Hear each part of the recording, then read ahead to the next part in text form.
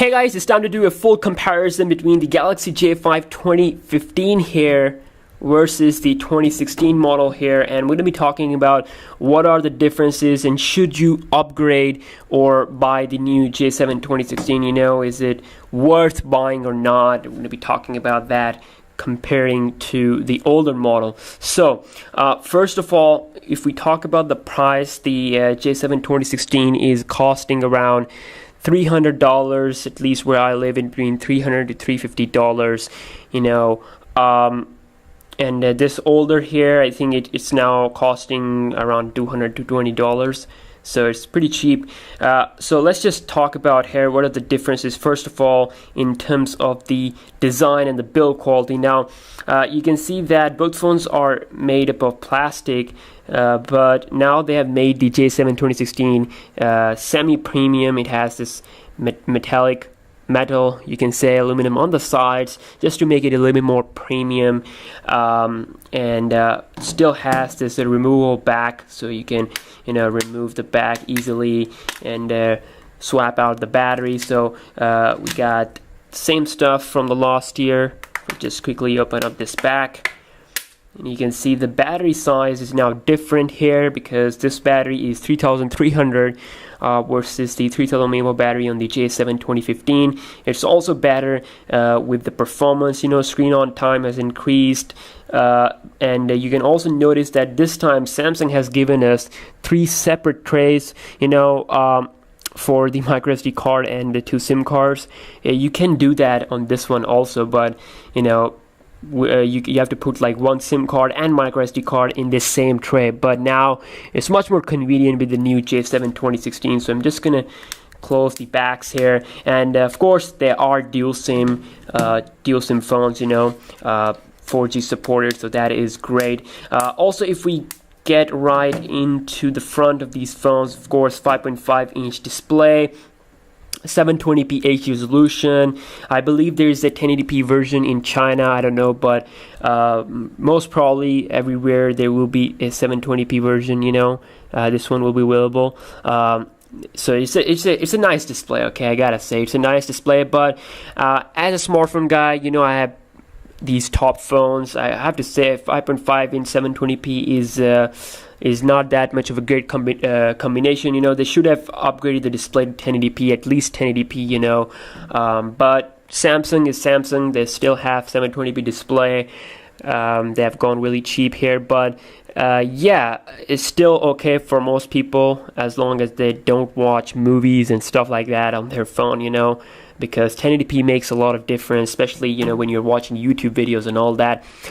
So you can see both are having the same screen size. We have these touch buttons, the home button, Samsung's usual design language. The software, of course, the J7 2015 here has the 5.1.1 Lollipop versus the new J7 2016, which comes with the Marshmallow right out of the box, which is a great thing. We can go into about device section, and if you check out the software info, you can see it's 6.0.1. This is 5.1.1 Lollipop. There's no news about the Marshmallow update for the J7 2015 as of today, but who knows, you might get the update in the future. So they are very similar. Again, there's basically no performance differences there with the Marshmallow. RAM is, the RAM management is pretty much the same. If you have watched my speed test video, you know what I'm talking about. So you can see, but some differences like we have in the status bar, the quick settings area. This is more like white and more cleaner, you can say. Closer to like stock Android type of touch there, material type design theme type thing. This one, of course, typical Samsung's blue old UI color.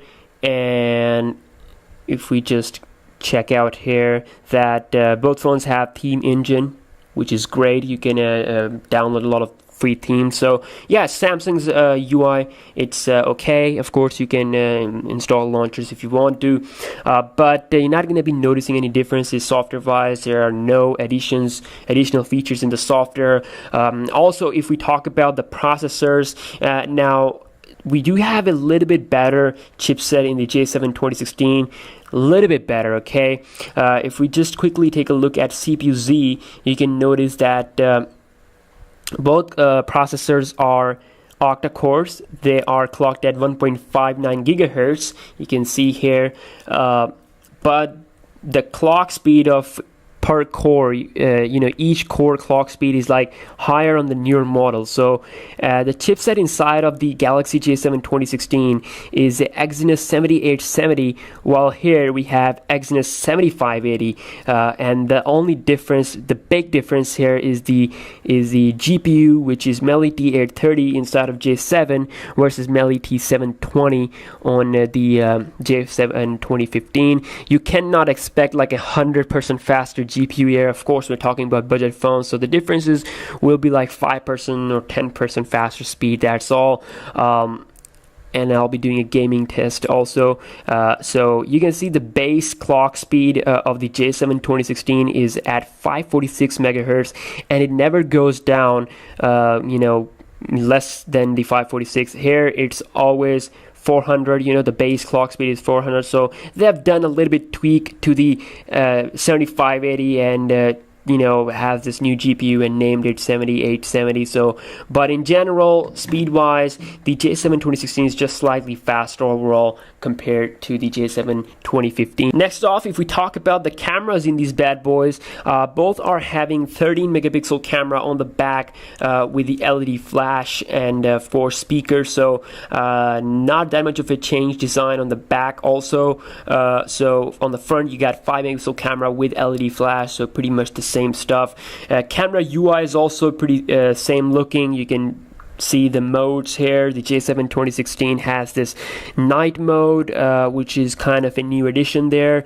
Other than that, pretty much the same stuff. HDR, beauty face. We can take a look here at the other settings. If we check out the full settings here, you can see the video recording is up to full HD 1080p, and both have this quick launch feature where you can launch the camera by double pressing the home button. It's like basically there's no difference at all when it comes to the camera, the camera UI. But if we talk about the picture quality, the J7 2016 produces a little bit better pictures when it comes to colors. It's like more vibrant, and I have to say it's like a marketing trick by Samsung.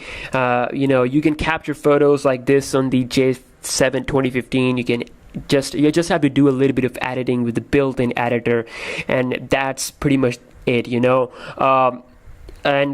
Basically, for the price, the J7 2016 is doing a great job giving you nice pictures the way you expect from a $300 phone.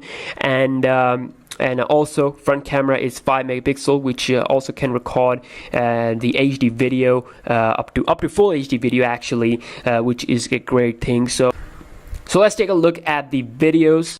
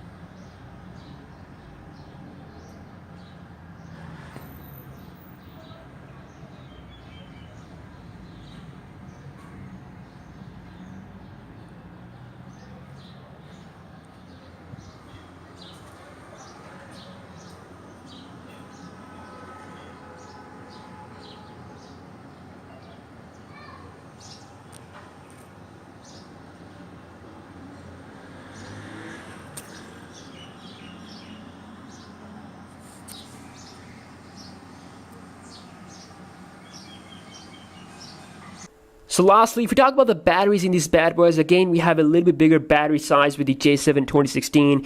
And will that make a big difference? No, not at all, because J7 2015 is great with the battery life. It's slightly better with the J7 2016. That's all I have to say. And you can still expect the phone to give you in between 5 to 6 hours of screen on time, just like the J7 2015. Yeah, that's pretty much it, guys. To just wrap up this whole video, if you're currently using J7 2015, it's definitely not worth upgrading to J7 2016. You're pretty much buying the same phone, just with this a little bit change in the design.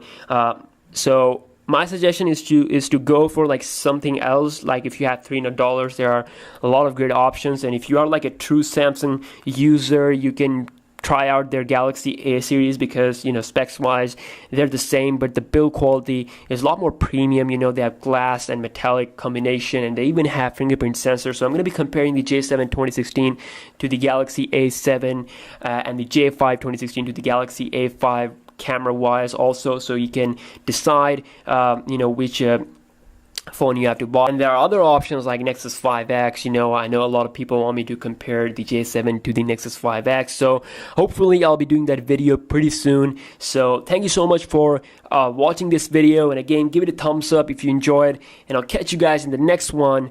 Peace out.